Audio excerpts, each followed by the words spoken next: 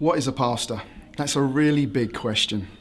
In a nutshell, he's an ordinary bloke that's been changed by God's grace, and then he gets this amazing privilege of ministering that grace to other people too. The question is, how does he minister God's grace to other people? 1 Peter 5 reminds us that a pastor is to be a shepherd.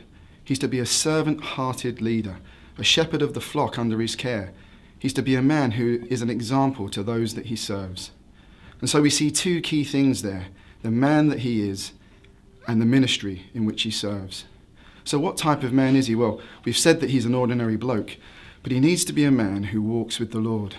In other words, his work for the Lord must flow out of his walk with the Lord. It's an obvious thing to say, but it really does need to be said. It's so easy to be involved in pastoral ministry, to be sucked into the busyness and the pressures that a pastor faces, but without walking with the Lord.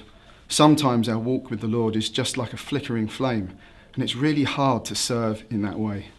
So a pastor needs to serve the Lord out of a walk with the Lord. So how does he shepherd the flock under his care? Well, there are some key things for us to think about. Firstly, he must feed the flock. That's got to be his absolute priority. When Paul writes to Timothy, he tells him, and he's passionate about it, Timothy, guard the truth that's been entrusted to your care. Hold on to the doctrines. Don't give the people what they want to hear. Preach to them the things they need to hear. And so Paul is really passionate about holding on to the truth. And that's why it's good for men to be trained, or ideally to be equipped to serve in the local church. A pastor is one who comforts his flock. He's one who is there in their times of need. He's one who listens to them. He weeps with those who weep. He rejoices with those who rejoice. He cares about the people that he serves. He's not above the flock, but he lives with the flock. A pastor is concerned as he shepherds the flock for the nurturing of that flock. He has a heart and a desire to see them develop. He identifies people in the local church under God and seeks to see them develop and grow in grace and then serve in the local church.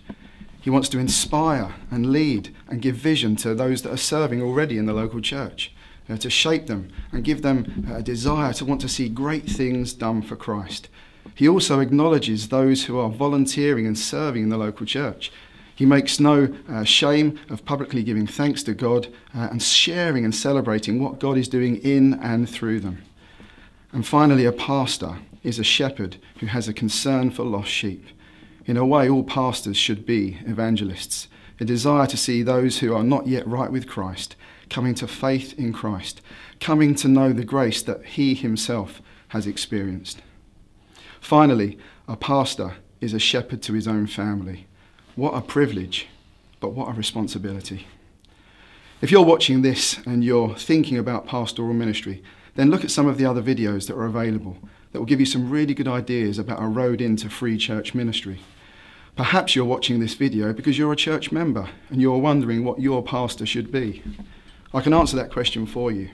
Your pastor should be prayed for by you, loved by you, and supported by you. And all too often, that isn't the case. Finally, what is a pastor? He's an ordinary bloke, changed by God's grace, and then he gets this great privilege of ministering that grace to others too.